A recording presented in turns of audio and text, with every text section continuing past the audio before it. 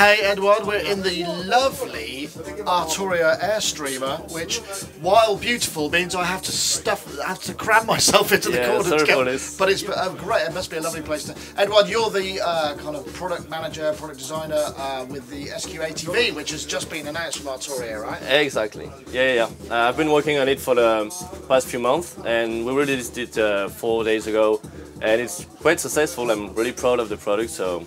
So what made you go for the SQ80? I mean, it's quite a classic, but it's also very much of an age and of an era, right? Yeah, and it's kind of the first time we're not aiming at a big blockbuster. It's not like an obvs, you know, not everybody knows the SQ80V, but it has a pretty singular sound in its by nature. Like you may probably know, it's an 8-bit digital synth, so it's kind of super dirty, but in a good way.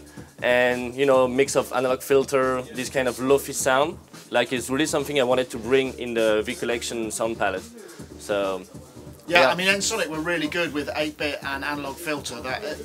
Was it a Curtis filter in? Yeah, it's a Curtis filter with a stereo output, and this is really what puts the cherry on the cake, because it's really non-linear, it distorts a lot. So you have this mix of like lo-fi oscillators. You know, these guys designed the Commodore 64 SID chip, and then they created the Ensoniq, and so they based the design on this chip that generates the sound, and it's a mix of this lo-fi chip and this analog filter that makes it stand out. So one thing you could do, obviously, is make the display much bigger and easier to read, right?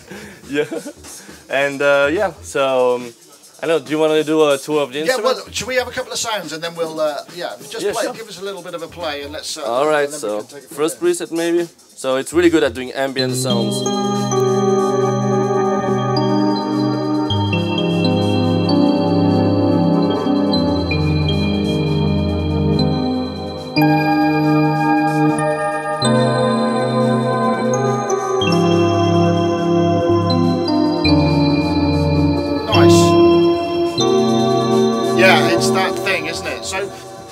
So what were the challenges in something like this? I mean, because you've been involved in the development of the whole instrument, right? Yeah, so it's actually pretty challenging because we are more used to modern analog stuff in general. So here we had to fully reverse engineer the firmware and the OS of the synth to really get the digital sound right. And this was probably the most difficult thing. And then, of course, modeling the filter and so on. But modeling a filter for us is kind of easy now. Yeah, that's the easy part. We have the experience, but the reverse engineering the OS took almost 2 years. Wow. Okay. Yeah. So, what have you kept pretty much true to the original structure, or what have you changed? So, like you may remember, the original synth has pages, a screen with buttons around it, and a slider. So this approach is not suited for computer usage. So we've decided to split the view in 2 different views. So the classic one, because we love to do it, is the hardware view, and it's really streamlined for preset browsing, beginner approach. You have your 3 oscillators, you can change the tuning, the volume of each, the filter. Also a few additional features like the unison and the arpeggio.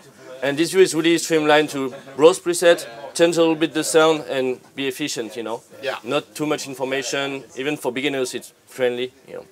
And then we decided to add a real synthesis view for a really modern workflow and sound design approach. That's got a Pigments vibe going on there a little bit. A little bit, you know, it's part of the family, let's say, you know. So yeah, this view, I really wanted to have everything in one view, like being able to really see the patch in a few seconds, and being able to edit it like without menu diving and so on. So you really have the voice that is always there, the 2 oscillators, the filter, the output section. And then on the bottom part, you have all the envelopes, the LFOs, like all the modulations that are easily accessible. It's actually quite, it's quite traditional, a basic structure in many ways, isn't it, as it stands? Yeah. I mean, there's a lot of envelopes and a bunch of LFOs, but it's not, it hasn't got any kind of madness. Was there a mod matrix as well with this, or was it? No. I don't like mod matrix.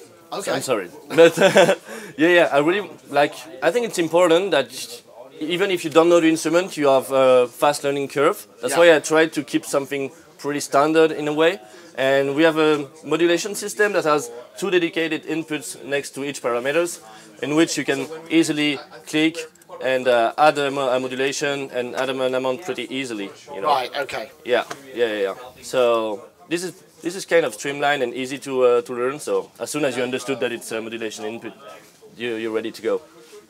And yeah, so is that scalable? I mean, that's a lovely big display. Yeah, it's scalable. So scalable UI. It's 4K. Yeah, okay. And you can of course change the zoom ratio and so on. Right. Okay. So maybe you want to do a tour of the instruments? Yeah, well, let's have a look a little bit more. Well, no, a couple more sounds would be nice as well. That's always nice to have more sounds. Okay, no problem. So maybe we can change and find another preset. This one is kind of nice. It's monophonic.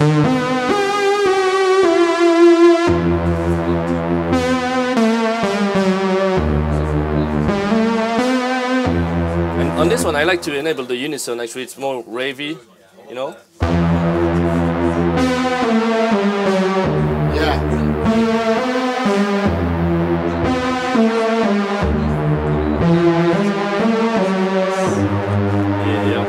It's kind of remembers me my childhood, let's say.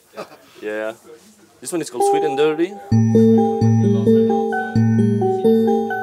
So did you stick with the 8-bit sample, the 8-bit transwaves, rather than up? Yeah. So the good thing is, as we reverse engineered the full OS, we had access to all the content of it.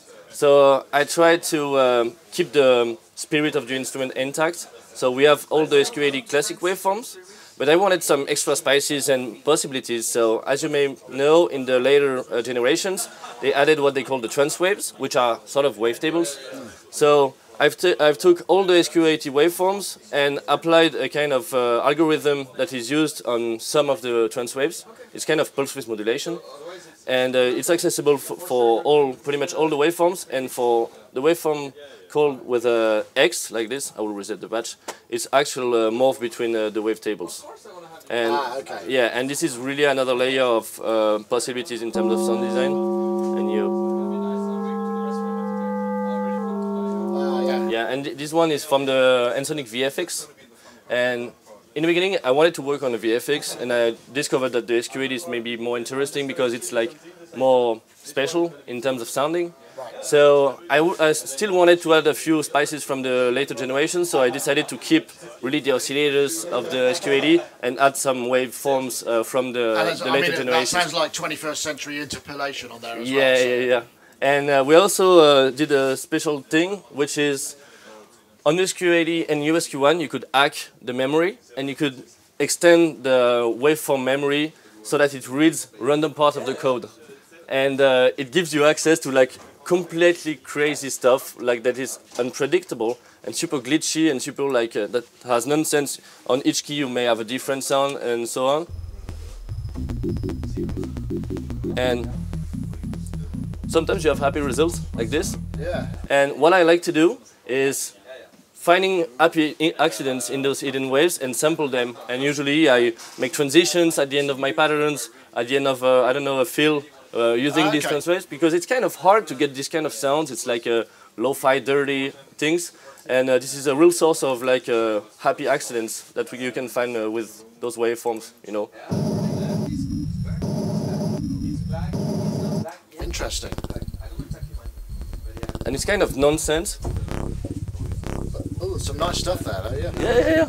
And you know, it's full of surprises, so I really love this thing.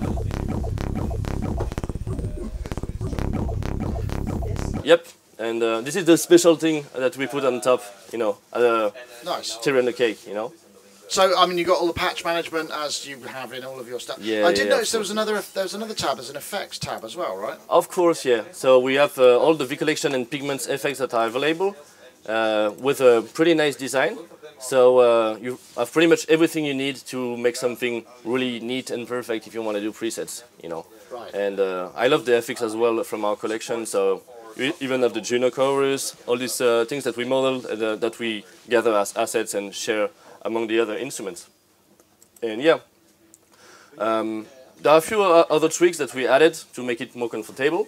For example, there are the envelopes. So the classic SQ80 envelopes are kind of, for beginners, are not really suited. It's not kind of hard to understand, you know. So we added DADSR envelopes, like to ease the usage of the software and make it more streamlined, let's say. Yeah. And also some multi-segment envelopes to be able to shape the things like you want. And can you loop those as well? Yeah, of course, you can loop them. And you know, as they called the SQ80 crosswave synthesizer, and back in the days it was because they wanted to fade the oscillators on top of each other and make evolving sounds, or you know, put a transient waveform and then tie it with some other waveforms to like mimic the sound of real instruments.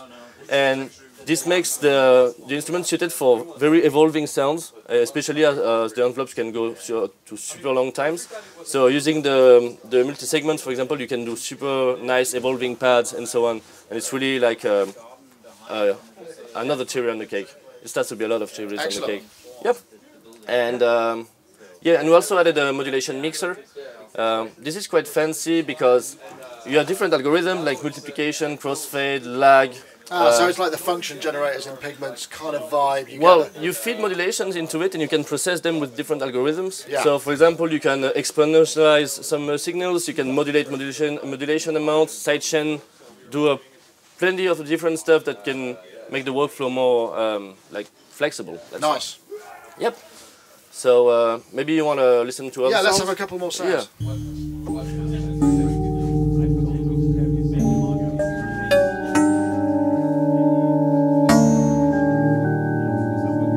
And I really like this kind of ambient vibe. It's easy to create something evolving, and you know, I don't have to play a lot of notes. You get surprised.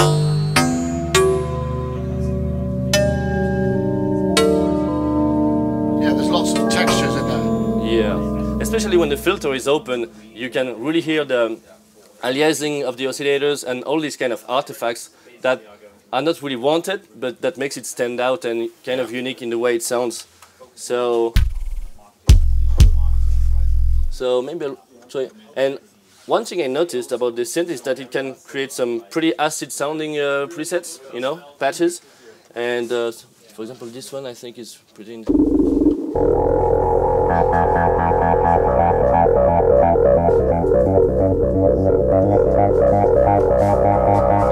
make you listen to the filter.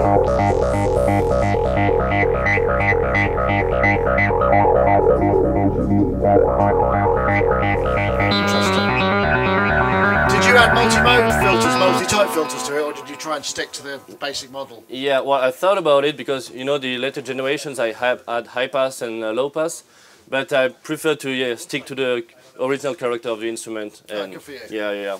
And we have plenty of different synthesizers with high pass, so yeah, exactly. You know, at some point with V-Collection you have so many instruments that you can pick the one that is suited for the usage you want to do. Yeah. At some point, you know. So this is part of this is going to be part of the V-Collection? Of the next one, of the next one. That will come later. Yeah. Yeah. And we also added the original presets for all the people who are really nostalgic about the real thing. Yeah. And you can import your own Sonicstate presets. So if you had made some floppy disk of presets, you can definitely import them and jump back to your old souvenirs. Yeah. Oh, that sounds good. Yeah. So is this on special at the moment? When it's just released? I mean, what's the sort of... Yeah, well, we have a launch offer, like usual. So you can either buy it with a discounted V-Collection or by itself. And depending if you're a new customer, owner of V-Collection or owner of single instruments, you get special deals that are pretty interesting. So, yeah. Excellent. Yep. Thank you very much. Thank you very much. Thank you.